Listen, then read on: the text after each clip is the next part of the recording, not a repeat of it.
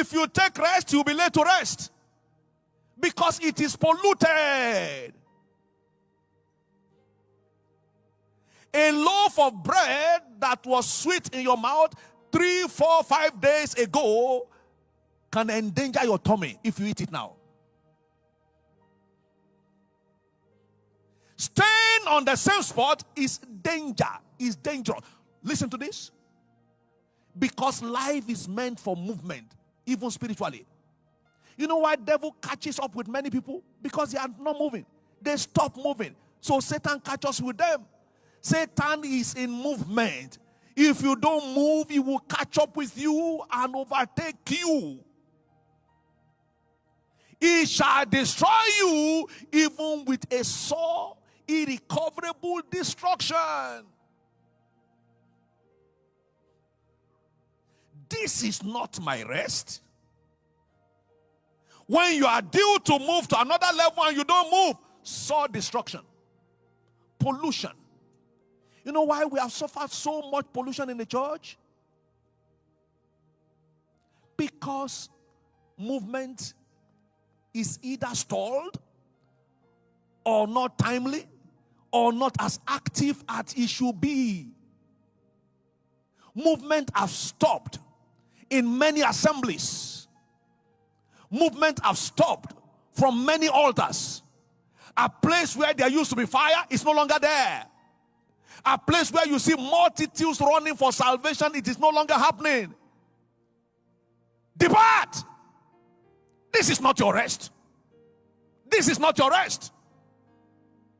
It is polluted. Listen to this. Today is already polluted. Tomorrow is virgin and brand new. Let's go for the virgin. Let's go for the new.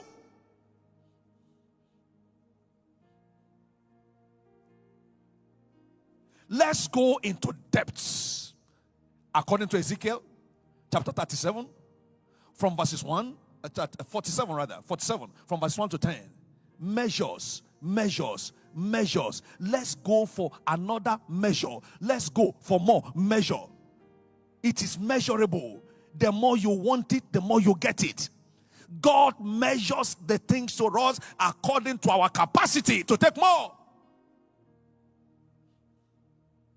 It is a risk standing on the same spot spiritually. Desperation. I don't know how many of you have traveled with a smoker before. You're on the same plane and they say no smoking anywhere. He is restless. As soon as the plane lands, you see him almost running. He's not running for anything, running to get a place where he will smoke. I've missed my cigar for a long while. That's how we should be desperate for God. David was desperate for God. He said, 7 times will I praise thee, 3 times will I pray. He attended temple service 10 times in a day, 70 times in a week. Today you have to beg people to go to church because they are no longer desperate for him.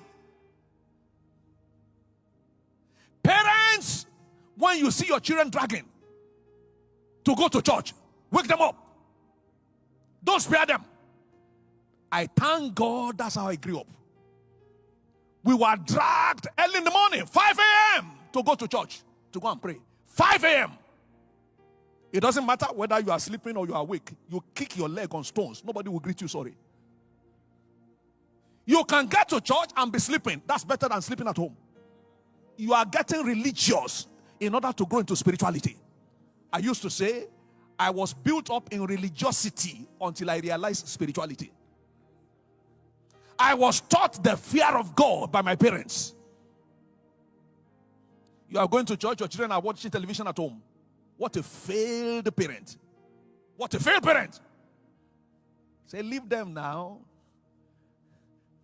You know, children of this generation. What generation? There is no change of generation in spirituality. Leave them now. You are leaving them to the devil. When you are away from home, they are pressing different channels until they get to the channel where dangerous things have been displayed. including masturbation, including films on crimes. And one day, that your child will come to use it on you. You don't make your child to cry today, you will cry as a parent tomorrow. It is better for children to cry than for adults to cry. When a child cries, they say the child is growing. The child wants to grow. Leave him, he wants to grow. His lungs are expanding. Ooh, ooh, ooh. They say leave him. That's lung expansion.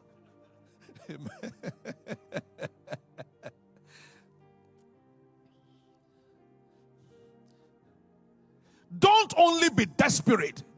Get everybody around you desperate. These things are very infectious. You see, what comes out of you is what sets the tone in your environment. When you pray, your children will know you as a prayer man and start praying with you. There is no child who will see the parent 3 times consecutively doing what is right, and the child will go to do what is wrong. One more trait of a truly hungry man: he is pressing to know more, like a researcher. He's pressing to know more. He's pressing to know more. Sometimes we feel we know so much, while we know so less. I have discovered that the more I know of God, the less I discovered I didn't know. The less. People who truly know God claim that they don't know Him. Your claim to know God is an indication that you don't know Him. Those who truly know Him want to know Him more. If you don't want to know Him more, then you don't know Him. Exodus chapter 8, verses 3 and 11. Those who truly know God admit that they don't know Him. Exodus 33, verse 8, and then verse 11.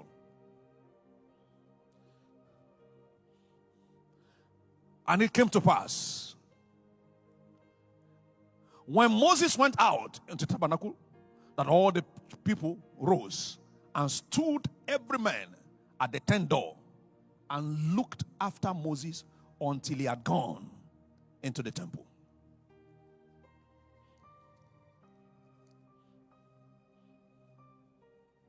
Thank you, Jesus.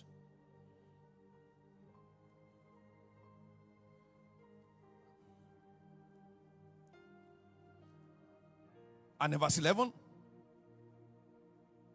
and the Lord spake unto Moses face to face, as a man speaketh unto his friend. And he turned again into the camp. He spake to God as a man spake to his friend, face to face with God. Yet this Moses cried, I want to know you. I want to see your glory. He saw a part of God. He wanted to see the full of God. Whatever you know now is only in part. It's only in part. And a part is not complete. Let us go and know Him more. Your hunger is proved in these various ways.